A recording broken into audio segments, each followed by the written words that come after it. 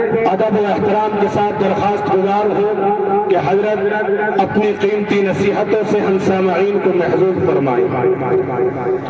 میں تمام حضرات سے درخواست کرتا ہوں کہ مل کر بیٹھ جائیں، تھوڑے مل کر بیٹھ جائیں، پنڈال کو خوبصورت بنا لیجئے۔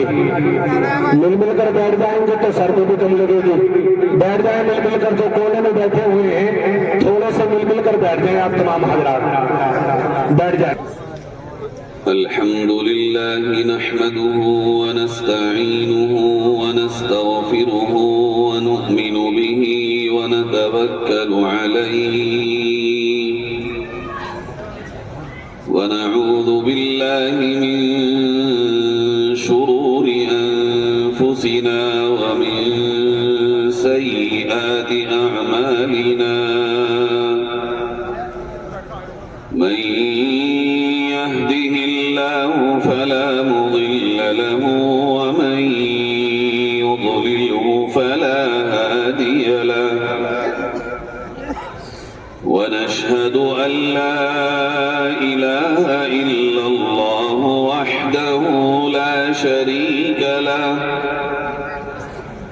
ونشهد أن سيدنا وسندنا وحبيبنا وشفيعنا وإمامنا ومقتدانا ومولانا محمدا عبده ورسوله وبارك وسلم تسليما كثيرا كثيرا أما بعد فأعوذ بالله من الشيطان الرجيم بسم الله الرحمن الرحيم وأطيعوا الله وأطيعوا الرسول لعلكم ترحمون وسارعوا إلى مغفرة من ربكم وجنة عرضها السماوات والأرض أعدت للمتقين الذين ينفقون في السراء والضراء والكاظمين الغيظ والعافين عن الناس صدق الله مولانا العظيم۔ درود الشریف پڑھ لیں۔ اللهم صل على سيدنا وعلى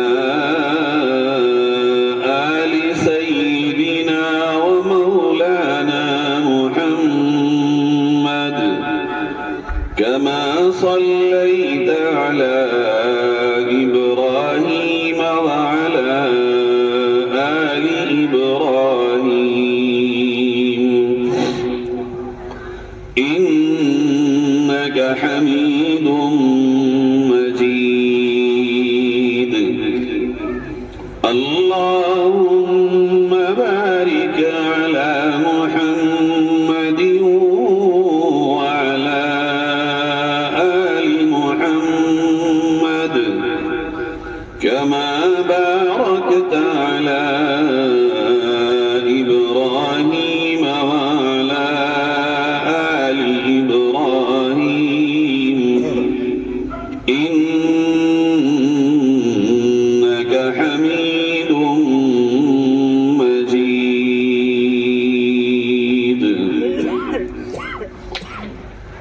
معزز علماء کرام، دینی ایمانی بھائیوں، بزرگوں، نوجوان ساتھیوں، پردہ نشین میری ماں اور بہنوں، سب سے پہلے ہم مل کر اللہ کا شکر ادا کرتے ہیں کہ اس نے ہمیں اپنے دین کے نام پر اور اپنے قرآن کی نسبت پر یہاں جمع ہونے کی توفیق نصیب فرمائی، اور دعا کرتے ہیں کہ پروردگار عالم اس اجلاس کو کرنے والوں کو تمام مقاصد میں 100% کامیابی عطا فرمائے۔ میرے بھائیوں، مجھ سے پہلے بہت ہی شاندار انداز میں، بہت ہی ولولے کے ساتھ اور جذبے کے ساتھ حضرت مولانا نے بات رکھی ہے، اور بہت ساری نصیحتیں اس بات میں آپ کے اور ہمارے سامنے آئی۔ میں دعا کرتا ہوں کہ اللہ رب العزت ان تمام باتوں پر ہم سب کو عمل کی توفیق نصیب فرمائے۔ دیکھیے، یہ جلسہ ہے، یہ ہوتا رہے گا، آئندہ سال بھی ہوگا انشاءاللہ، اور اس طرح کے جلسے اور بھی آپ کے آس پاس گاؤں میں بھی ہوں گے، اور ایک جلسہ آپ کی مسجد میں ہر جمعے کو ہوتا ہے، اس میں بھی وہ جلسہ ہی ہے، سارے لوگ جمع ہوتے ہیں، امام صاحب تقریر کرتے ہیں، اللہ اور اس کے رسول صلی اللہ علیہ وسلم کی بات بتاتے ہیں۔ ہماری اور آپ کی عمریں بہت گزر گئی اور ہم سن ہی رہے ہیں۔ اگر خالی سننے سے کام بنتا تو آج پوری دنیا میں ہر طرف ہمارا ہی پرچم لہرا رہا ہوتا۔ بات خالی سننے کی نہیں ہے، بات ہے، قیمت ہوتی ہے عمل والی بات کی۔ جو عمل ہوگا اور جتنا مضبوط ہوگا، جتنا طاقتور عمل ہوگا، دنیا میں ہماری اور آپ کی اہمیت اتنی ہی زیادہ ہوگی اور اللہ کی رحمت اتنی ہی تیزی کے ساتھ آئی۔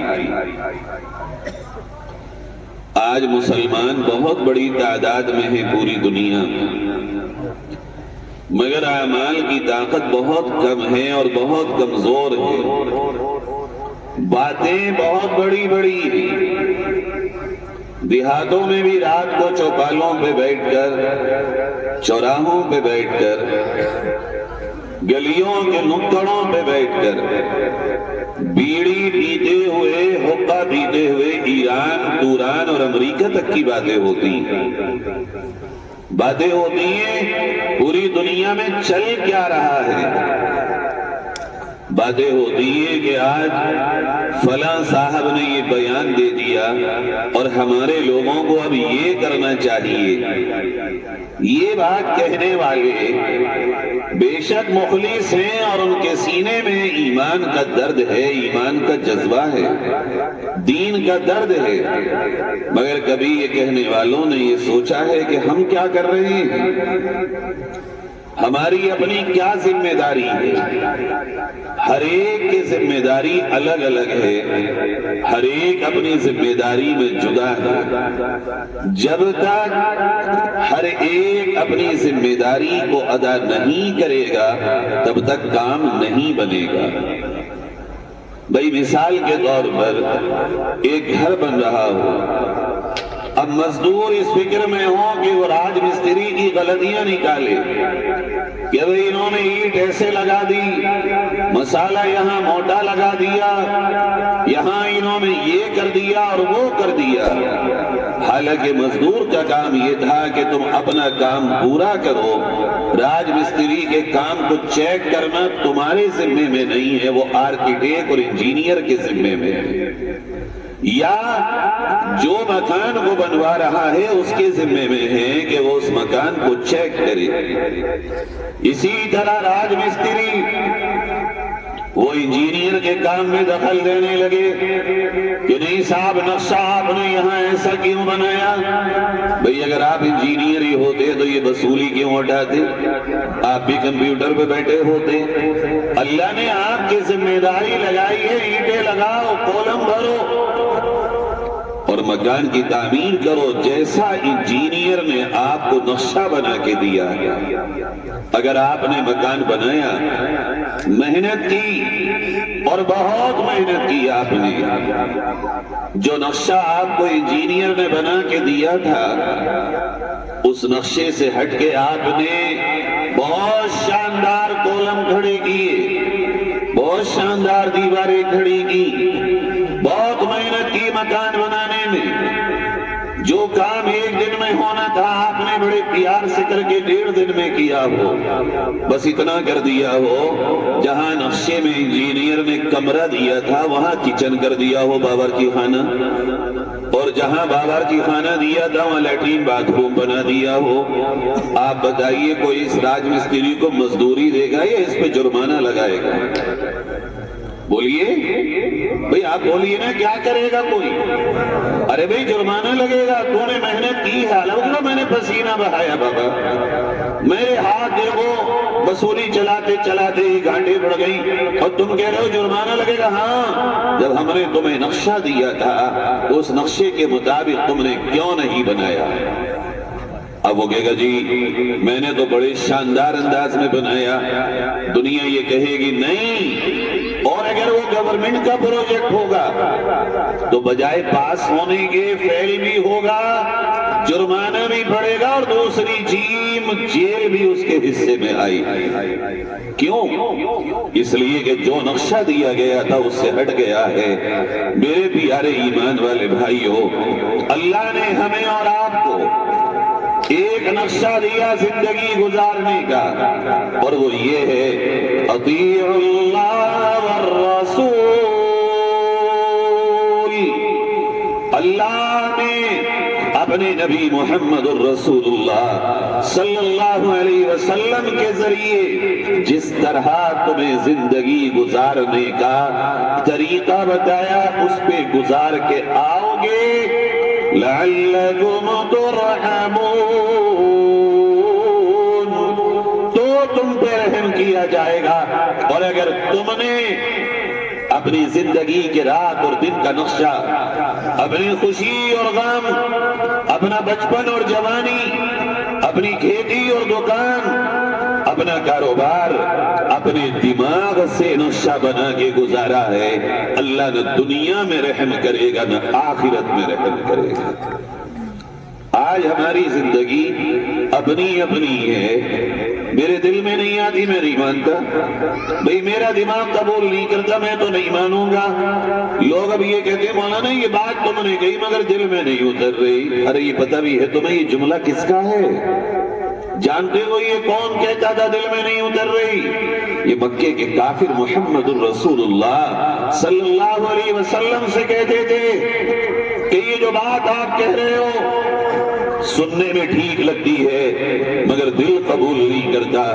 ہے مسلمانوں، اللہ کی بات، اللہ کے نبی کی بات، اللہ کے قرآن کی بات، اللہ کے دین کی بات، نبی کی شریعت کی بات سن کے مسلمان بھی یہ کہے گا کہ میرے دل میں یہ بات نہیں آتی اور دماغ میں نہیں آتی اور سمجھ میں نہیں آتی، تو اس کا مطلب یہ ہوا تم نے تو وہ نقشہ اور وہ ڈرائنگ، وہ اسکیچ جو تمہیں دیا گیا تھا زندگی گزارنے کا، تم نے اس کا مطلب یہ ہے کہ پورا کا پورا الٹ کے رکھ دیا۔ اب بتاؤ، کہہ رہے ہیں اللہ ہماری سن نہیں رہا ہے، اللہ کی مدد نہیں آتی، اللہ ہمارے لیے پتہ نہیں کتنے دنوں تک اور امتحان رکھے گا۔ بھئی یہ امتحان تو ہوگا، اپنے نقشے پہ واپس آؤ، راہوں پہ واپس آؤ، جو لائنیں ہمیں اور آپ کو دی گئیں ہمیں اچھا لگے یا نہ لگے، ہمارا کام تو مزدوری کا ہے، ہم ہیں کون؟ اللہ کے۔ کون ہے بھائی؟ ہم اللہ کے۔ اللہ ہمارا مالک ہے، نعوذ باللہ ہم اللہ کے مالک ہیں، اللہ کے غلام ہیں ہم۔ بندے ہیں ہم اس کے، وہ ہمیں یوں چلائے تو چلنا پڑے گا، وہ یوں چلائے تو ہمیں چلنا پڑے گا۔ وہ مالک ہے ہمارا، وہ خالق ہے ہمارا، ہمارا بھیجا بنانے والا وہ۔ اس کی بات اپنے بھیجے پہ مت تولو، دلوں کی دھڑکن دینے والا وہ، اس کی بات اپنے دل کے پیمانے پہ مت ناپو۔ وہ جو کہتا ہے وَمَنْ أَصْدَقُ مِنَ اللَّهِ حَدِيثًا وَمَنْ أَصْدَقُ مِنَ اللَّهِ قِيلًا، اس سے سچی بات اس کائنات میں کسی کی نہیں ہے۔ سب سے پکی سچی بات اگر ہے تو اللہ کی ہے، اور وہ کیا ہے دنیا میں؟ اللہ کا قرآن، اللہ کی بات ہے۔ تنزیل من رب العالمین، یہ اللہ کا نازل کیا ہوا کلام ہے، جس کو سب سے پہلے اللہ نے بولا ہے۔ اس میں لکھی ہوئی، بتائی ہوئی، بولی ہوئی ایک ایک بات سچی ہے، حق ہے۔ ایک ذرے کے برابر بھی اس قرآن کریم کی کسی بات میں کوئی ڈاؤٹ بھی نہیں۔ اب بتائیے ہم اور آپ کہاں کھڑے ہیں؟ ہمارے آپ کے یہاں مزاج یہ بن گیا، خود کو مت دیکھو، دوسرے کو دیکھو۔ یہ کیا کر رہا ہے؟ یہ موٹر سائیکل لایا تو کیوں؟ گھر بنایا تو کیوں؟ زمین خریدی تو کیوں؟ یہ ہارا یہ جیتا تو کیوں؟ خود کو مت دیکھو، بس دوسرے کو دیکھنے میں چکر میں پڑے رہو۔ حال یہ ہو گیا، جو وقت ہم دوسروں کے لیے اپنا دماغ میں استعمال کرتے ہیں چلانے میں، جو ہم بیٹھ کر اپنی زبان کا استعمال کرتے ہیں، سچ بات یہ ہے اگر یہی وقت اپنے لیے استعمال کر لیا جائے تو کہیں سے کہیں ہماری گاڑی نکل کے پہنچ جائے۔ اچھا عجیب بات ہے نا، تم کتنا بھی چاہ لو کسی کے لیے کہ وہ برباد ہو جائے، اللہ نہیں چاہے گا تو کوئی کر سکتا ہے کسی کو؟ چاہے اللہ اگر کسی کو زیرو سے ہیرو بنانا، کون روک لے گا؟ ہمارے رامپور کے ایک مولانا صاحب دلی میں سرکاری امام تھے، وقف بورڈ کی مسجد میں پارلیمنٹ کے سامنے، انہیں 4 دن پہلے تک یہ ہوش بھی نہیں ہوگا کہ اللہ مجھے اس ملک کے ایک ضلع کا ایم پی بنا دے گا۔ دلی کی ایک مسجد کے امام کو اٹھا کے اللہ نے ایم پی بنا دیا۔ اب کوئی چاہے کہ بھئی میں روک لوں، یہ مولوی کیوں بن گیا، میں کیوں نہیں بنا؟ کون ہے اللہ کے سوا جو روکنے والا؟ اللہ کی مرضی ہے، وہ جس کو چاہے جو دے، کیوں ہم اپنا وقت برباد کریں؟ اچھا ایک بات سنو ذرا میری دل سے، جس اللہ نے اسے دیا اسی سے تم مانگ لو نا۔ اسے بھی تو اللہ نہیں دیا، تم نے تھوڑی دیا، اسے کوئی اور تھوڑی آ گیا دینے کے لیے۔ جس اللہ نے دیا اسی سے بھیک تم مانگ لو، اللہ وہ بھی تیرا بندہ، میں بھی تیرا بندہ، اللہ تو نے اسے دیا مجھے بھی دے دے میرے مالک۔ کیا پتہ اللہ ایسے مانگنے سے تمہیں اس سے بھی اچھا دے دے، کہ میرا بندہ حسد نہیں کر رہا ہے، برائیاں نہیں کر رہا ہے، میرا بندہ میرے فیصلے پہ انگلی نہیں اٹھا رہا، بلکہ یہ کہہ رہا ہے کہ اللہ تو نہیں تو دیا اسے اور دے اسے، مگر مجھے بھی دے دے اللہ، میرا بھی دل چاہ رہا ہے۔ جب اللہ سے مانگے گا بندہ تو اللہ دینے پہ تو قادر ہے، وہ چاہے سارے زمانے کو دے دے، کون ہے روکنے والا اللہ کو؟ اللہ چاہے تو پورے جسورا گاؤں میں جو ایک بندے کو دیا ہو مانگنے پہ سب کو دے دے۔ کوئی ہے جو اللہ کے فیصلے کو ٹال دے؟ بات یہی ہے بس، ہم نے اور آپ نے نقشے الٹ دیے۔ بھائیوں، جب دلی جانے والی ٹرین میں بیٹھنا ہو اور جانا دلی ہو، بیٹھ جاؤ لکھنؤ کی ٹرین میں تو دلی نہیں پہنچو گے، لکھنؤ ہی پہنچو گے۔ جانا ہو میرٹھ، بیٹھ جاؤ گجرولہ کی بس میں تو میرٹھ نہیں گجرولہ ہی پہنچو گے۔ یہ کامیابی والی ٹرین میں بیٹھی کب ہو؟ یہ کامیابی والی بس میں چڑھی کب ہو؟ تم تو چڑھی الٹی والی بس میں ہو، جس پہ اللہ کی رحمت نہیں ناراضگی آتی ہے۔ پھر بتاؤ یہ چین کہاں سے آئے، دلوں میں سکون کہاں سے پیدا ہو، یہ جو لطف زندگی ہے یہ کہاں سے نصیب ہو؟ یہ نصیب تو جب ہوگا جب ہماری زندگیوں کا رخ صحیح ہو جائے گا۔ آج اس جلسے میں آپ سے کہنے آیا ہوں کہ اپنے اس لائن کو سمجھو، یہ مت دیکھو کون کیا کر رہا ہے، یہ مت دیکھو کون کہاں جا رہا ہے، یہ دیکھو میں اپنی زندگی میں کہاں کھڑا ہوں اور مجھے کہاں کھڑا ہونا چاہیے تھا۔ جب ہم میں کرنے لگیں گے تو کام بنے گا، جب تک تو کریں گے تو کام نہیں بنے گا۔ یہ سوچو میں ہوں اللہ کا بندہ، میں ہوں رسول خدا حضرت محمد صلی اللہ علیہ وسلم کا امتی۔ آج جو مسجد میں امام نے کہا، آج جو جلسے میں مولانا نے کہا، وہ کس پہ گئی بات؟ یہ چھوڑو، یہ بات تو صرف میرے لیے ہے، چونکہ مجھے اپنی قبر میں صرف اپنا حساب دینا ہے، کسی اور کا نہیں دینا ہے۔ ہمیں کیا لگتا ہے کبھی کبھی مولانا کوئی بات کہتے ہیں تو ہم کہتے ہیں آج یہ بات واقعی مزہ آ گیا، ابھی جا کے بتاؤں گا، یہ والا جو ہے نا پڑوسی یہ کر رہا تھا، آج تو بالکل اس کے خلاف صحیح بات بیٹھی۔ ارے بھائی تمہیں اس سے کیا مطلب؟ یہ دیکھو وہ بات جو مولانا نے کہی وہ تمہارے اندر ہے یا نہیں ہے، وہ اپنے اوپر ڈالو۔ قرآن اللہ کا دین سب سے پہلے میرے لیے ہے، میں آپ کیا سمجھتے ہیں میں مولوی یہاں بیٹھ کے بول رہا ہوں اور مجھے یہ احساس نہیں ہے کہ جو میں بول رہا ہوں وہ میرے لیے بھی؟ ہمیں یہ احساس ہے اور بخدا احساس ہے۔ فرمایا نبی کریم صلی اللہ علیہ وسلم نے، معراج میں جب میں گیا میں نے دیکھا کہ کچھ لوگ ہیں جن کی زبانیں لوہے کی قینچی سے کاٹی جا رہی ہیں۔ میں نے پوچھا جبریل سے کون ہے یہ؟ کہا یا رسول اللہ یہ وہ آپ کی امت کے مقررین و واعظین ہیں جو دوسروں کو سناتے تھے مگر خود عمل نہیں کرتے تھے۔ اسی طرح سننے والے کو احساس ہو، میرے کانوں میں اللہ کا کلام پڑا، میرے کانوں میں میرے آقا حضرت محمد صلی اللہ علیہ وسلم کی بات پڑی، اور جب میرے کانوں تک پہنچی ہے تو یہ میرے لیے ہے، فقط میرے لیے۔ منہ دیکھ لیا آئینے میں پر داغ نہ دیکھا سینے میں، جی ایسا لگایا جینے میں مرنے کو مسلمان بھول گئے۔ اذان تو اب بھی ہوتی ہے مسجد کی فضاؤں سے انور، جس ضرب سے دل ہل جاتے تھے وہ ضرب لگانا بھول گئے۔ میرے عزیزوں، میرے بزرگوں، ہمیں نقشہ دلا کے اپنی زندگیوں کو پیارے نبی حضرت محمد صلی اللہ علیہ وسلم نے فرمایا لن تضلوا ما تمسکتم بہما کتاب اللہ و سنت رسول اللہ صلی اللہ علیہ وسلم۔ اگر تم چاہتے ہو سیدھی راہ پر چلو، وہ راستہ جو تم ہر نماز میں مانگتے ہو اللہ سے، اہدنا الصراط المستقیم،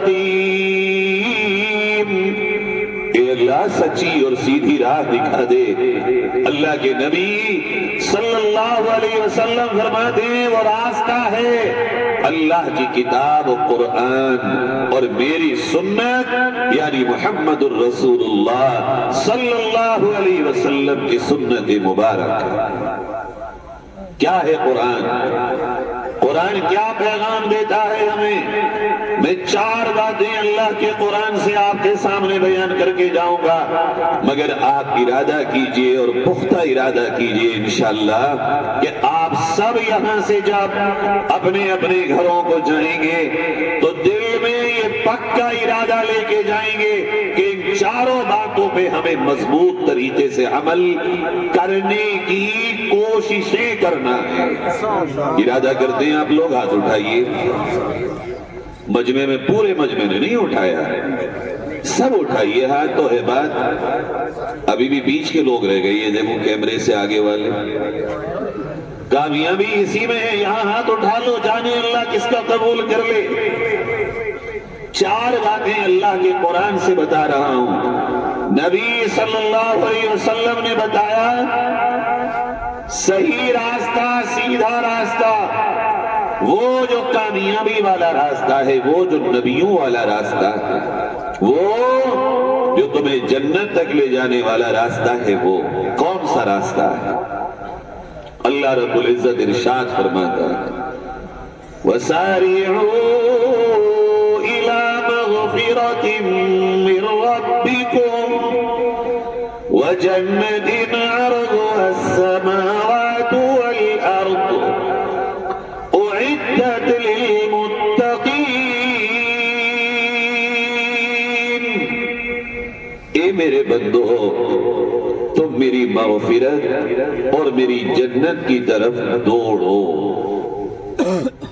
یہ بات ایسا لگتا ہے جیسے آج کے دور میں ہم مسلمانوں سے بہت خصوصی طور پر کہی گئی۔ انتظار مت کرو، دوڑ لگاؤ۔ کیا مطلب؟ یوں یوں کر کے دوڑو؟ نہیں، مطلب یہ ہے اس کا اللہ سے معافی مانگنے کا کوئی موقع مت چھوڑو، مغفرت پانے کا کوئی موقع مت چھوڑو۔ یہ بس سوچو کہ بڑی نیکی قبول ہوگی، مرضی ہے میرے آپ کے مالک کی چھوٹی نیکی قبول کر لے، مرضی ہے اس کی بڑی قبول کر لے۔ تو جہاں جب جیسا موقع ملے اللہ سے مغفرت پانے کا، کر بیٹھو یہ سوچ کے کہ کل کریں گے، انتظار مت کرو، یہ دوڑو۔ دیکھو مالک ہے، اس کی مرضی ہے کتے کو پانی پلانے پہ جنت دے دے۔ پڑھا ہے، سنا ہے واقعہ ہے؟ آپ لوگوں نے سنا ہے؟ سب نے نہیں سنا؟ کتے کو پانی پلانے پہ جنت، تو سوچیے ذرا تمہارے ابا کو پانی پلانے پہ کیا ملے گا؟ سوچیے ذرا ماں کی ٹانگیں دبانے پہ کیا ملے گا؟ سوچیے ذرا ایک ایمان والے بندے کی خدمت پہ کیا ملے گا؟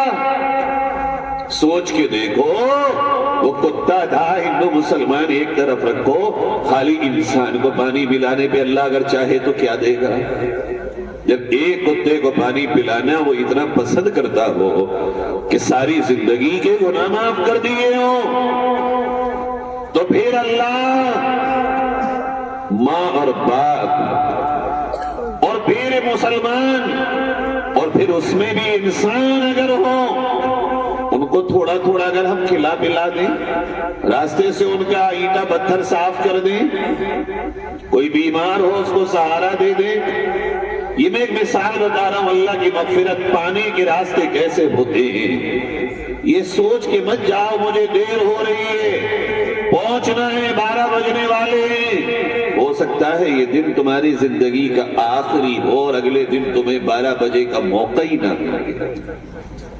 مت چھوڑو کسی اچھے کام کو یہ سوچ کر کہ کل کریں گے، ٹمورو نیور کمز۔ انگلش کا ایڈیم ہے کہ کل کبھی نہیں آتا، کل آؤ گے تو پھر وہ کل نہیں ہوگا، وہ ٹو ڈے ہوگا، آج ہوگا، پھر ٹمورو نیکسٹ ڈے ہوگا۔ اس لیے کوئی کام کل پہ مت چھوڑو، جو کرنا ہے سو آج کر، جو آج کرے سو ابھی۔ اللہ کی مغفرت پانے کے لیے بے تاب رہو، بے چین رہو، تڑپتے رہو، اندر سے بے قرار رہو۔ اللہ میری مغفرت کر دے، یہ عمل اللہ کو پسند آ جائے، اللہ کو یہ عمل پسند آ جائے، اللہ یہ عمل پسند آ جائے۔ بس پاگلوں کی طرح ہر کام کو یہ سوچ کے کرو کہ شاید یہ عمل پسند آ جائے، شاید یہ پسند آ جائے، شاید یہ پسند آ جائے، اور اسی میں یہ سوچ بھی رکھو کہ کہیں ایسا کوئی عمل مجھ سے آپ سے نہ ہو جو اللہ کو برا لگ جائے۔ اس لیے کہ اس نے دونوں پہلو بیان کیے، نبی عبادی انی انا الغفور الرحیم وان عذابی هو العذاب الالیم۔ اے نبی آپ بتا دیجئے میں بہت معاف کرنے والا اور بہت رحم کرنے والا ہوں، مگر ساتھ ساتھ میرے بندوں کو یہ بھی بتا دینا جب میں عذاب میں پکڑتا ہوں تو بڑے دردناک عذاب میں پکڑتا ہوں۔ پیارو، اللہ کہتا ہے دوڑو میری مغفرت پانے کے لیے۔ اچھا، جب بادشاہ کہتا ہو آؤ خزانہ کھلا ہے آ جاؤ، دنیا کے خزانوں کے لیے ہم کیسی دوڑ لگاتے ہیں۔ ہم نے نوٹ بندی میں دیکھا تھا لوگ خالی پیسوں کو بدلوانے کے لیے رات کو 3 بجے سے لائنوں میں کھڑے تھے۔ کیوں؟ کرنسی ختم ہو جائے گی، گھر میں رکھی رہ گئی، کل یہ ردی ہو جائے گی۔ آج راشن کارڈ اپ ڈیٹ ہو رہے ہیں، آدھار کارڈ کے ساتھ لنک ہو رہے ہیں، فیملی آئی ڈیز بن رہی ہیں۔ دیکھو تو رات کو 4 بجے آدھار کارڈ کے ڈاک خانوں پہ اپ ڈیٹ کرانے کے لیے کھڑے۔ کیوں؟ راشن نہیں ملے گا، آدھار کارڈ سے نام کٹ جائے، راشن کارڈ سے نام کٹ جائے گا۔ ارے یہ نہیں ملے گا، کوئی اور مل جائے گا۔ ایک اللہ والے ایک دکان پہ پہنچے، سامان لیا، سکہ دیا، اس نے کہا حضرت یہ سکہ تو کھوٹا ہے، یعنی ایکسپائر ہے۔ جیسے پرانے والا 500 کا نوٹ آج ہمارے پاس وہ تو ایکسپائر ہے، وہ کس کام کا ہے؟ دکاندار نے کہا حضرت یہ سکہ تو کھوٹا ہے، پرانے زمانے کا، یہ تو نہیں چلے گا۔ وہ اللہ والے بے ہوش ہو کے گر گئے۔ وہ دکاندار بڑا پریشان ہوا، اس نے پانی کے چھینٹے اٹھے مارے، پھر انہیں اٹھایا اور کہا حضرت میں نے تو یہی تو بتایا تھا کہ سکہ کھوٹا ہے، یہ کہاں کہا تھا کہ سامان نہیں دوں گا؟ کہنے لگے پیارے تو نے تو بس یہ کہا سکہ کھوٹا، مگر میں تو میدان محشر میں چلا گیا اور میں نے یہ سوچا اللہ کی عدالت میں اگر اللہ نے مجھ سے یہ کہہ دیا کہ تیرے اعمال اس قابل نہیں ہیں کہ قبول ہوں، تیرے اعمال میرے نبی کے سنت پر آئے ہوئے نہیں ہیں، تیرے اعمال کھوٹے ہیں، بس میں نے یہ سوچا تو نے دکان پہ کہا سکہ کھوٹا ہے، میں بدل کے دنیا میں لا سکتا ہوں، مگر بروز محشر جب اللہ کہے گا اعمال کھوٹے ہیں، دوبارہ اپنے اعمال کہاں سے کر کے لاؤں؟ اس لیے میرے رب نے کہا وَسَارِعُوا إِلَى مَغْفِرَةٍ مِّن رَّبِّكُمْ وَجَنَّةٍ عَرْضُهَا السَّمَاوَاتُ وَالْأَرْضُ أُعِدَّتْ لِلْمُتَّقِينَ۔ دوڑ دھوپ کرو، کس کام کے لیے؟ اللہ سے مغفرت کو پانے کے لیے اور جنت کو پانے کے لیے۔ جب مغفرت ملے گی تو جنت ملے گی۔ ہر کام میں یہ دیکھو کہ جنت مل رہی ہے یا نہیں مل رہی۔ کوئی بھی کام جب کرو اس کام سے پہلے بس اتنا سا اپنے آپ سے پوچھ لو میرا یہ کام مجھے جنت میں لے کے جائے گا یا جہنم میں لے کے جائے گا؟ خود سے سوال کر کے دیکھنا، دل گواہی دے گا کہ یہ جنت والا ہے یا جہنم والا ہے۔ سوال کرو اپنے آپ سے۔ پھر اللہ نے فرمایا معافی کن کو ملے گی، جنت کن کو ملے گی؟ ان کی 4 کوالٹی بیان فرمائی۔ فرمایا نمبر 1 اعدت للمتقین، اللہ جنت دے گا تقوی والوں کو، اور تقوی والوں کی کوالٹی یہ ہے الذین ينفقون فی السراء والضراء، وہ لوگ جن کے پاس جب خوب ہوتا ہے تب بھی وہ اللہ کے راستے میں خرچ کرتے ہیں، اور جب کم ہوتا ہے تب بھی اللہ کے راستے میں خرچ کرتے ہیں۔ وہ یہ نہیں کہتے کہ حالات خراب ہیں اب ہم نہیں کر سکتے، بلکہ کم ہو تو کم اور زیادہ ہو تو زیادہ، مگر اللہ کی راہ میں لٹاتے ہیں۔ وہ بیواؤں پر، وہ یتیموں پر، وہ مسکینوں پر، وہ محتاجوں پر، وہ ضرورت مندوں پر، وہ قرض داروں پر، وہ دین کے کاموں پر، مسجدوں پہ، مدرسوں میں، وہ بیماروں پہ، وہ پریشان حال لوگوں پہ خرچ کرتے ہیں، دبا کے نہیں بیٹھتے ہیں۔ میرے بھائی، جس جس کو اللہ سے معافی چاہیے، جس کو چاہیے کہ وہ صراط مستقیم پہ چلنا چاہتا ہو، جو چاہتا ہو کہ جنت ملے، جو چاہتا ہو کہ میں تقوی والا بنوں، میرے آپ کے اللہ نے قرآن میں اس کی پہلی کوالٹی بیان کی کہ وہ خرچ کرے گا جب ہوگا خوب تو خوب خرچ کرے گا، کم ہوگا تو کم خرچ کرے گا، مگر ہاتھ باندھ کے نہیں بیٹھے گا۔ یہ کام ہے نمازوں کے علاوہ، روزوں کے علاوہ، فرائض کے علاوہ۔ فرائض میں کوئی معنی نہیں ہے۔ اب کوئی خرچ کرے، نماز چھوڑ دے، روزے چھوڑ دے، حج چھوڑ دے، زکوٰۃ چھوڑ دے، پھر اس کے خرچے کی کوئی اہمیت نہیں ہے۔ نماز بھی پڑھتا ہو، روزے بھی رکھتا ہو، حج بھی کرنے والا ہو اگر فرض ہو، زکوٰۃ بھی دیتا ہو اور پھر ساتھ میں خرچ بھی کرتا۔ آج دیکھو ایمانداری سے ہم اس معاملے میں بہت کمزور ہیں۔ ہمارے پاس کوئی آتا ہے رشتہ دار، کسی کو کینسر ہو یا زیادہ بیماری ہو، وہ کہتا ہے بھائی سرگنگا رام میں لے کے جانا ہے، 15 لاکھ روپے کا خرچہ ہے، 5 لاکھ روپے قرض دے دو۔ اب میرے بینک میں پڑے ہوتے ہیں میرے پاس، مگر میں کہتا ہوں یار یہ نیا ڈوب رہی ہے، اسے دے کے کروں گا کیا، ملیں گے کہاں سے؟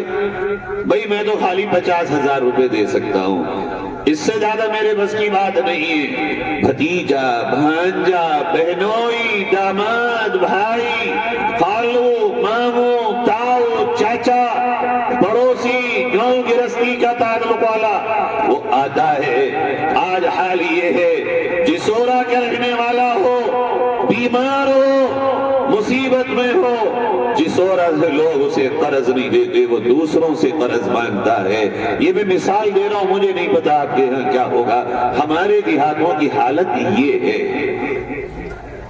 خرچ کرو اللہ کے نام پہ، کبھی کبھی اللہ نکلوا لیتا ہے پورا کا پورا، ہم کہتے ہیں یہ والے تو میں نے رکھے، ذرا وہ والا بھی لوٹ لوں گا، اچانک کوئی مقدمہ لگ گیا، گئے سب تھانے میں، اچانک لڑائی ہو گئی، گئے سب کچہری میں، ہو گیا کوئی نہ کوئی بیماری کا معاملہ، تو نے بچا کے رکھے تھے تیرے، اللہ نے لٹوا دیا، دوسرے کو دے گا۔ اللہ ہو سکتا ہے دوسرے کی مدد کرنے کی برکت سے اللہ تیری مصیبتوں کو دور کر دے۔ دیکھو ختم ہونے والا تو ہوگا، اگر کوئی لے کے مار بھی لے گا تو کیا مارے گا، اللہ کے یہاں دے دے گا۔ لوگ کہتے ہیں ایماندار نہ رہے، لوگ بے ایمان ہو گئے، تمہیں غلط فہمی ہے، تم چونکہ دیتے ہی بے ایمانوں کو ہو، ایماندار کو دیتے کب ہو؟ تم تو انہیں دیتے ہو جو تمہیں بڑے بڑے خواب دکھاتے ہیں کہ 9 کے 100 کر دیں گے اور 100 کے 1000 کریں گے ہم۔ اب جب یہ خواب کوئی دکھاوے آگے تو لوگ اسے دے دھڑا دھڑ۔ اب کے لوگ بے ایمان رہے، کبھی کسی غریب کے ہاتھ میں تو 2000 روپے قرض کے طور پہ رکھ کے دیکھیے، اپنا پسینہ بہا دے گا تمہارے قرضے اتارنے کے لیے۔ کبھی کسی اپنے کمزور بھائی کے ہاتھ پکڑ کے تو دیکھو، تب اندازہ ہوگا تمہیں کہ ایماندار کتنے ہیں۔ میں اس بات کو کبھی ماننے کو تیار نہیں ہوں کہ لوگ سب بے ایمان ہو گئے، نہ، ہم دیتے ہی بے ایمانوں کو ہیں، بلکہ دیتے نہیں ہیں، ہم پھنستے ہی چنگل میں بے ایمانوں کے ہیں۔ وہ ہمیں ایسے ہاؤ بھاؤ دکھاتے ہیں جیسے کمپنیاں آتی ہیں کہ صاحب لگاؤ اور ہر مہینے ہم تمہیں اتنا دیں گے اور تم آگے ممبر بناؤ اور ہم تمہیں اتنا دیں گے۔ اب اسے لگے کہ بڑی جلدی ایماندار ہو جاؤں گا میں، کھٹ نکال کے بیوی کے زیور بیچ کے بھی دے دے گا۔ اب بھئی میرا تیرا کہ اس کا کیا قصور ہے؟ جب تمہیں بے ایمان نے پہاڑے پڑھا دی اور تم پھنس گئے تو قصور تو تمہارا ہے۔ کوئی پھیری کرنے والا جو سائیکل پہ بیچارہ کچھ بیچ رہا اسے پکڑ دے دو اور اس سے کہتے کہ لے 1 لاکھ روپے تو لے لے، چوراہے پہ دکان کر کے بیٹھ، جو کمائے آدھا تیرا آدھا میرا۔ تو دیکھتے ہم تم سے کہ بے ایمانی کتنی ہوگی، اسے نہیں دینے کے، بلکہ حال یہ ہے ہمارا، ہوٹلوں پہ جائیں گے کھانا کھانے کے لیے، 20 روپے بچیں گے، نواب صاحب اپنی ناک بڑی کرنے کے لیے ویٹر کو دیتے رکھ لو، اور یہ ہرا دھنیا، ہری مرچیں اور یہ لوکی سبزی لینے جائیں گے، کہیں گے 2 روپے کم کر بھائی۔ وہ بیچارہ غریب جو آدھا کلو 1 کلو بیچ رہا، اس سے بھاؤ ہو رہے ہیں، اس سے بھاؤ ہو رہے ہیں، اس سے پھل والے سے بھاؤ ہو رہے ہیں۔ اگر اس کے پاس اتنا ہی ہوتا تو بیچارہ وہ سبزی اور پھل تھوڑی بیچتا. رو اڈوں پہ جاتے ہیں, رکشے والے سے کہتے ہیں نا 15 روپے نہیں 12 روپے لو بھائی, یہ تو بہت زیادہ ہے, 3 روپے دے دو گے. وہ بیچارہ تھک ہار کے پتہ نہیں اسی کی رکشے کی کمائی میں اس کے بچوں کا آٹا آتا ہو, اسی میں وہ چاول اور تیل اور مسالے لے کر شام کو جاتا ہو. ہمارا آپ کا ذہنی معیار بہت نیچے آ گیا. دینے کی جگہ پہ دے نہیں رہے, اور جہاں دینا تھا وہاں ہم نے ہاتھ کو بند کر لیا, اور جہاں نہیں دینا تھا وہاں ہم خالی اپنی شان کے لیے دیتے ہیں. اب دیکھو اسی میں یہ بات ہے نہیں, اس موضوع سے متعلق مگر میں جوڑتا ہوں. ہمارے اور آپ کے یہاں دینا کیا تھا؟ اللہ نے ایک ہی ماں کی پیٹ سے لڑکا دیا اور ایک ہی ماں کی پیٹ سے لڑکی دی. سب کچھ لڑکوں کے لیے, لڑکیوں کے لیے وراثت ختم, جو کہ قرآن نے فرض کی ہے. 2 لڑکے کو 2 حصے دو, لڑکی کو 1 حصہ دو. اپنی زمین میں, جائیداد میں, گھر میں, کیش میں, جو کچھ تم نے چھوڑا ہو, اپنے باپ کی اور ماں کی کمائی میں لڑکی اپنے بھائی سے آدھے حصے میں شریک ہے. اگر 3 روپے 2 بھائی کے ہیں اور 1 بہن کا ہے, مگر میرے اور آپ کے سماج میں جو فرض ہے وراثت, لوگ دینے تیار نہیں ہیں. دے کیا رہے ہیں؟ جہیز. دے کیا رہے ہیں؟ بارات کے کھانے, بڑے بڑے شادی ہال, پٹاخوں سے استقبال. اپنے دین میں اور اپنے ایمان میں اور اپنے مال میں لوگ آگ لگا رہے ہیں. دے دو, وراثت دو. اللہ نے یہ نہیں کہا بیٹی کو کچھ مت دو, بلکہ اللہ نے تو فرض کیا ہے کہ بیٹی کو اپنی پوری آمدنی کا جو کچھ ماں یا باپ کا ہے اس میں سے 1/3 دو. ہم نے نظام کو الٹ دیا. اب اللہ راضی ہوگا ہم سے؟ اللہ ہمیں جنت دے گا؟ نہیں ملے گی میرے عزیزوں. یہ جو نظام ہم نے پیسے کے خرچ کرنے کا بنایا, ارے جسورا کے چودھریوں, اللہ نے تمہیں بہت اچھا بنایا ہے. مجھے بتایا مفتی صدام صاحب نے, مدرسے سے پیار کرتے ہو, مال بھی لٹاتے ہو, اگر چند چیزیں یہ تم اور کر لو تو یہ جسورا پورے میرٹھ کا اکیلا گاؤں بنے گا جو اسلام پہ چلنے والوں کا ماڈل بن سکتا ہے. تھوڑی سی محنت کرو گے, اپنی شادیوں کو سنت کے مطابق لے آؤ. یہ مت دیکھو کہ دنیا کیا کہہ رہی ہے, دنیا کیا کہہ رہی ہے. تمہارے منہ پہ کچھ کہے گی, پیچھے برا بھلا کہے تمہیں, اور تم بھی کہو دوسروں کو برا بھلا.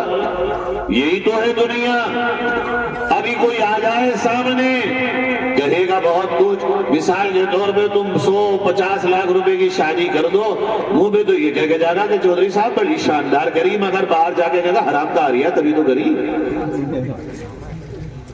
بڑی عزت ہو گئی تمہاری, تمہیں لگ رہا میں نے بہت بڑا کام کر لیا. دنیا میں عزت کیسے ہوگی جب اللہ ہی نہ چاہے گا, جب اللہ ہی نے فیصلہ کر دیا میرے طریقوں سے ہٹ کے سوائے ذلت اور خوارگی کے اور بے عزتی کے تمہیں کچھ نہیں مل سکتا. میرے پیارو, یہ صرف شادیاں نہیں ہوتی جو ہم اور آپ کر رہے ہیں. ہمارے پاس ایک مرتبہ ہمارے دوست کا فون آیا, مولانا ایک عورت آئی ہے آپ کے علاقے کی ہے, کہتی ہے بیٹی کی شادی ہے, سائیکل دینا ہے, اگر سائیکل کا انتظام ہو جائے. میں سچ کہہ رہا ہوں, میری آنکھوں میں آنسو آ گئے, اور میں نے ان سے کہا فوراً دے دو, مت پوچھو کہ کون ہے. اور پھر میں نے اس کے بعد جو بیان کیا اس میں اس واقعے کو ذکر کیا, اور میں نے یہ کہا وہاں کہ بھائیو یہ بتاؤ, جو عورت اپنی بیٹی کے لیے مانگنے آئی تھی کہ سائیکل کے 3-3.5 ہزار روپے دے دو مجھے, ضروری ہے کہ اس کا باپ دادا پردادا اتنا ہی غریب ہو سکتا ہے اس کا پردادا اور اس کا باپ اس کی اوپر میں نسل میں کوئی چودھری زمینوں کا زمیندار رہا ہو سکتا ہے کوئی بہت بڑا سرمایہ دار رہا ہو. یہ تو دنیا ہے، حالات کہیں سے کہیں پہنچا دیتی ہے. اور سچ بتاؤں، یہ درد اپنے سینے میں رکھ کے دیکھو کہ اگر 150 سال 200 سال کے بعد میری اولاد غربت میں آ گئی، آج تو میں یہ سب کر رہا ہوں، وہ اپنی اولادوں کے ہاتھ پیلے کیسے کرے گی؟ وہ اپنی بچوں کے بیاہ کیسے کرے گی؟ تو کیوں نہ ایسا نظام بناؤ آج ہی سے کہ نظام یہ ہو کہ گاؤں کا ارب پتی ہو یا گاؤں کا 100 روپے کمانے والا، ہر ایک کی شادی سنت پہ ہو جائے، سب وراثت دو، کروڑ والا بھی وراثت دے، لکھ پتی بھی وراثت دے، 1000 پتی بھی وراثت دے، وراثت کو آگے بڑھاؤ. میں آپ سے اس دل سے کہہ رہا ہوں، آج جو زنا بڑھا ہے تم سوچ نہیں سکتے ہو. کاؤنٹروں پہ کھڑی لڑکیاں اپنی مرضی سے نہیں گئی ہیں، ان کے بوڑھے ماں باپ کما کما کے تھک گئے، تب وہ دکانوں پہ اور شو روموں پہ جا کے اپنے چہرے کے نقاب کو ہٹا کے مزدوریاں کر رہی ہیں. یہ زنا جتنا بڑھا ہے آج، ہر طرف دیکھو زنا زنا زنا. عورت ہے، میں تم سے سچ کہہ رہا ہوں، کوئی عورت اپنے جسم کو ایسے نہیں بیچتی. اسے اپنی عزت بہت پیاری ہوتی ہے، شوق نہیں ہوتا عورت کو. عورت اپنی جان دے دیتی ہے بعض مرتبہ، مگر بہت سی بہنیں وہ ہیں جنہوں نے اپنے گھر کی خاطر اپنی عزت کو نیلام کیا، گرچہ وہ بھی غلط. انہیں صبر کرنا چاہیے تھا، فاقے اٹھانے چاہیے تھے، مانگنا چاہیے تھا اللہ سے، مگر انہوں نے غلط راستہ چنا، وہ بھی غلط. مگر ان سے زیادہ غلط ہے ہم اور آپ، جو ہم نے آپ نے اپنے سماج کو اتنا گندا بنا دیا. لڑکی لوگ کردار کی بنیاد پر، پیارے آقا نبی کریم صلی اللہ علیہ وسلم نے فرمایا حسب و نسب پہ رشتے مت کرو کہ کون کس خاندان کی لڑکی ہے لڑکا. چہرے اور مورے کو مت دیکھو، مت دیکھو مال کو کہ کتنا مال والا ہے. سب سے پہلے دیکھنے کی چیز یہ ہے کہ یہ دیکھو وہ دیندار کتنا ہے. ہمارے آپ کے یہاں رشتے ہو جاتے ہیں بڑے آسان. کیسے گئے اور لمبا ناشتہ انہوں نے بھی کچھ کری مت کری، خاطر تواضع بہت بڑھیا ہوئی، ہاں کر دو بس. اور کیا چاہیے؟ لڑکا دلی میں فلیٹوں کا کام کر رہا، ادھر لڑکی بھائی بھائی چہرہ مورا بہت ٹھیک ہے، ناشتہ بہت بڑھیا کرا دیا، اور انہوں نے ہم نے لڑکی کو دیے 5000 تو انہوں نے بدلے میں دیے میں 50,000.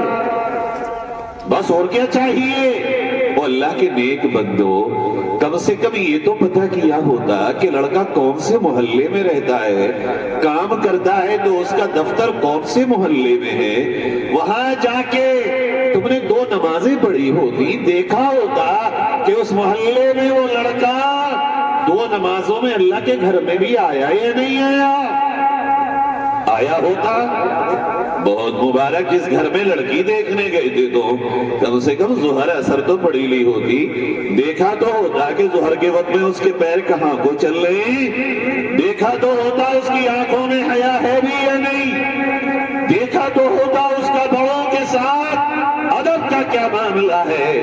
کم سے کم یہ چیزیں جو بنیادی دین کی ہیں قرآن سن کے تو دیکھا ہوتا، پوچھا تو ہوتا نماز کے فرائض بیٹی کتنے ہیں، پوچھا تو ہوتا بیٹی وضو میں کتنے فرائض ہیں. چیک کرنے کی چیز دین ہے، یہ ناشتے کوڑی کوئی اوقات کے نہیں ہے. اگر لڑکی لے بھی آؤ، آج دیکھو جب تک بیٹے کی شادی نہیں، اپنا جہاں شادی ہوئی گیا ہاتھ سے، اور بوڑھا ہمارے پاس شکایت لیے بیٹھا ہے کہ بچہ وفادار نہیں رہا. وفادار نہیں، تم نے جو نکاح میں اپنے بچے کو اور کسی بچی کو جوڑا تھا وہ نبی کے طریقے پر نہیں جوڑا تھا، مال میں تولا تھا. جب بنیاد رشتے کی غلط ڈالی، آگے کے معاملات بھی غلط ہو گئے.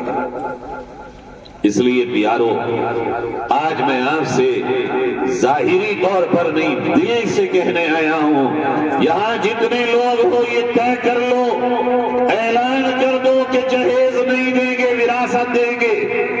جس کو منظور ہو کرے شادی، اور جس کو منظور نہ ہو وہ نہ کرے۔ آپ اگر یہ طے کر لیں گے، آپ کے اس گاؤں کا یہ عمل میرا یقین ہے پورے ضلع میرٹھ میں نقل کیا جائے گا انشاءاللہ۔ تیار ہیں آپ لوگ؟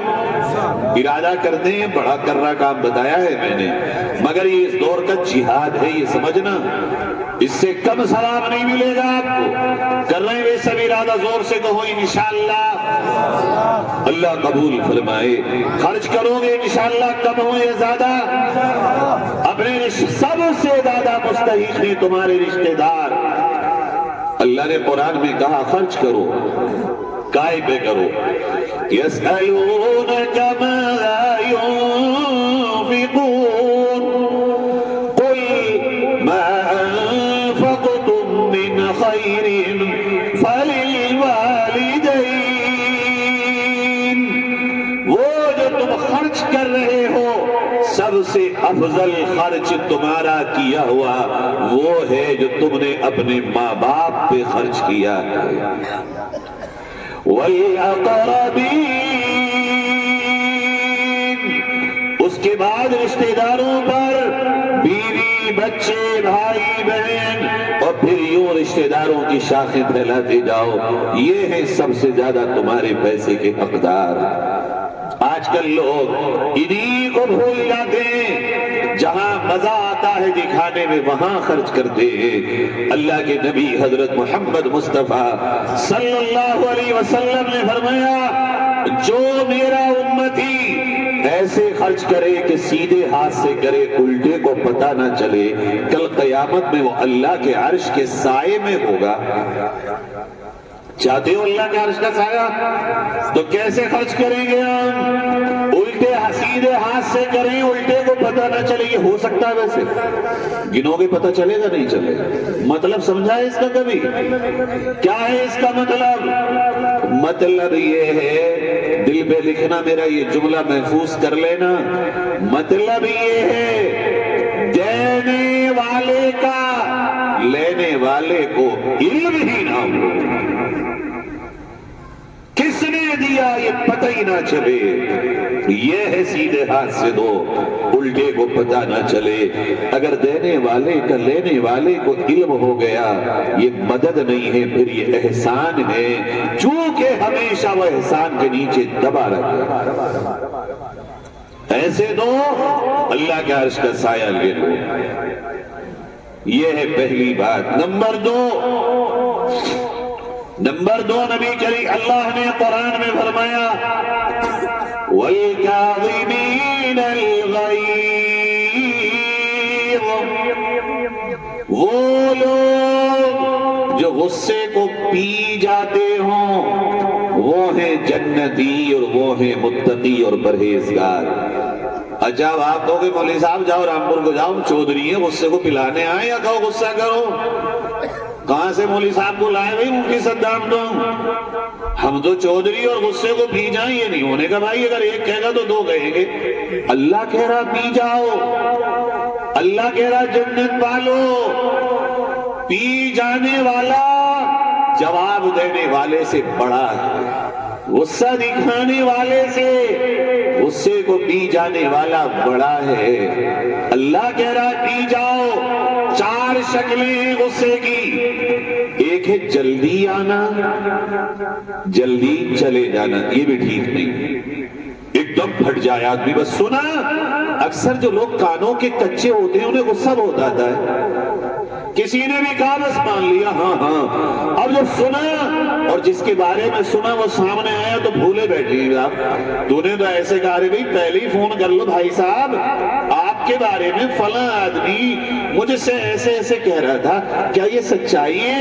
اگر سچائی ہے اور آپ نے کہا میں ایسا ہوں نہیں، آپ کو غلط معلومات ہے۔ جلدی آنا اور جلدی چلے جانا غصے کا یہ بھی جائز نہیں۔ جلدی آنا اور دیر سے چلے جانا یہ بھی ٹھیک نہیں ہے. یہ سب سے برا غصہ ہے. جلدی سے غصہ ہے.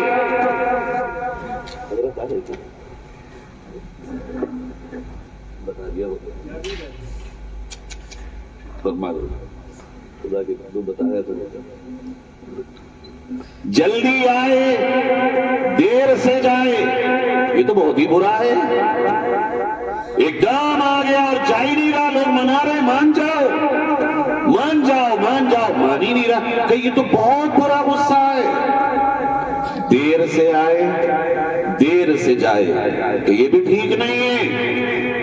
دیر سے آئے اور جلدی چلا جائے یہ انسانی فطرت کا تقاضا ہے. آئے گا مگر بہت دیر سے, اور جب آئے گا تو ایک دم چلا جائے گا, وہ اللہ کو یاد کر لے گا. اس طرح کی زندگی کو گزارو تو اللہ جنت کا اعلان کرتا ہے. تو انشاءاللہ بنیں گے بھائی, اپنے غصے کو ٹھنڈا کریں گے. جب بھی آئے تو اعوذ باللہ یا وضو کر لیں یا کھڑے ہوں تو بیٹھ جائیں, پھر بھی نہ اترے تو نہا لو. اور یہ سمجھو کہ غصہ شیطان کی طرف سے ہے. یہ پتہ نہیں مجھ سے کیا کیا کہلوا دے گا, کہوں گا میں پکڑا میں جاؤں گا, اور قیامت میں میرے اعمال کو اللہ جو بھی میری زبان سے نکلے گا وہ تولے گا. یہ ہے دوسری بات. نمبر 3 والعافین عن الناس. فرمایا اگر جنت چاہیے تمہیں, اللہ کی مغفرت کے طلبگار بننا چاہتے ہو کہ اللہ تمہیں معاف فرمائے, تو تم بھی لوگوں سے درگزر کا معاملہ کرو. یہ مت کرو کہ بدلے لو, انتقام لو, کسی سے غلطی ہو جائے تو تم اس سے بڑھ کے اس کا جواب دو. نہیں, بلکہ درگزر کرو. آج معاف کرنے والے معاملات بہت کم رہ گئے. لوگوں میں لڑائیاں دن بدن بڑھتی چلی جا رہی ہیں. اللہ کے نبی حضرت محمد مصطفیٰ صلی اللہ علیہ وسلم نے فرمایا نفلی روزے سے بڑا کام, نفلی نماز سے بڑا کام, نفلی حج سے بھی بڑا کام, نفلی عمرے سے بھی بڑا کام, نفلی صدقے اور خیرات سے بڑا کام مسلمانوں میں صلح کرانا ہے. ایک آدمی عمرے پہ جا کے وہاں عبادت کر رہا ہو, نفلی حج میں عرفات میں بیٹھا ہو, اور ایک مسلمانوں کو جوڑ رہا ہو, صلح کرا رہا ہو. اللہ کے نبی ہمارے آقا کریم صلی اللہ علیہ وسلم نے فرمایا یہ کام اس سے بھی بڑا ہے جو اللہ کے حرم میں پہنچا ہوا نفلی طواف کر رہا ہو. آج یہ کام کرنے والے بہت کم ہیں, لگانے والے ایک دوسرے کو آگے اٹھا کر کے اس کے اندر کے انتقام کے جذبے کو بھڑکانے والے بہت ہیں. میرے عزیزوں, حضرت آ چکے ہیں, میں حضرت سے معذرت چاہتا ہوں, بات کو بس ختم کر رہا ہوں 2 منٹ میں. آپ یہ کوشش کرو, لڑائی ہونا بری بات نہیں, کہا سنی ہونا بری بات نہیں, انسانی فطرت ہے, ہوگی بھائی. اب گھر میں برتن ہیں تو بجیں گے, مگر کچھ لوگ صلح کرانے والے ہوں, تھانے تک نہ جائے بات. کوشش کریں جسورا کی بات جسورا میں ہو اور بنایا جائے. جس کی غلطی ہو وہ معذرت کر لے, جس کی غلطی نہ ہو اسے شرمندہ نہ کیا جائے. مالدار ہو یا غریب ہو, ظلم کوئی نہ کرے. آج مسلمان دوسروں کے ظلم سے اتنا تباہ نہیں ہوا جتنا آپس کے جھگڑوں سے تباہ ہوا. اللہ کہتا ہے وَلْيَعْفُوا وَلْيَصْفَحُوا أَلَا تُحِبُّونَ أَن يَغْفِرَ اللَّهُ لَكُمْ. تم چاہتے ہو اللہ تمہیں معاف کرے, درگزر کرے. اور اللہ کے بندو تو تم بھی تو ایک دوسرے کو معاف کرو. اللہ کا وعدہ ہے اگر تم یہاں اپنے بھائی سے درگزر کرو گے, کل قیامت میں اللہ تم سے درگزر کرے گا.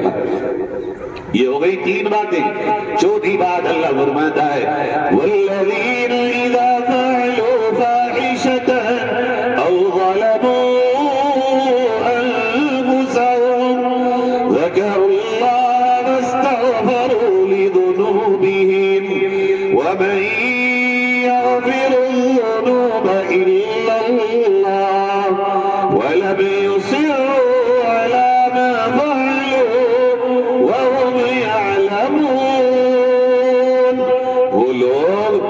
سے اب تک کوئی گناہ ہو گئے، بے حیائی ہو گئی، جان بے ظلم ہو گیا، وہ بس کر دیں اور آج توبہ کر لیں اور گناہ کو کنٹینیو نہ کریں، گناہ کو لگاتار نہ کریں، گناہ پہ اصرار نہ کریں، اللہ کو یاد کریں اور کہہ دیں اللہ سے اللہ معاف کر دے، لَمْ يَغْفِرُ الذُّنُوبَ إِلَّا اللَّهُ، اے اللہ تیرے سوا کوئی معاف کرنے والا نہیں۔ اللہ کہتا ہے اولئک جزاؤہم مغفرۃ من ربہم، یہی ہے وہ لوگ جو یہ چار کام کریں گے فرائض کے ساتھ ساتھ، ان کے اللہ ان کی مغفرت فرمائے گا، انہیں جنتیں نصیب فرمائے گا جس میں یہ ہمیشہ ہمیشہ رہیں گے، اور اللہ کرنے والوں کو بہتر بدلہ عطا فرماتا ہے۔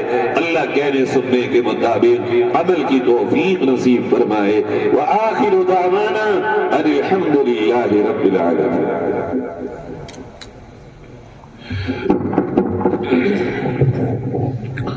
معزز سامعین، حضرت ہمیں اپنی بہت ہی قیمتی باتوں سے مستفیض فرما رہے تھے۔ دعا کیجیے کہ اللہ تبارک و تعالی ہمیں ان تمام باتوں پر عمل کرنے کی توفیق عطا فرمائے۔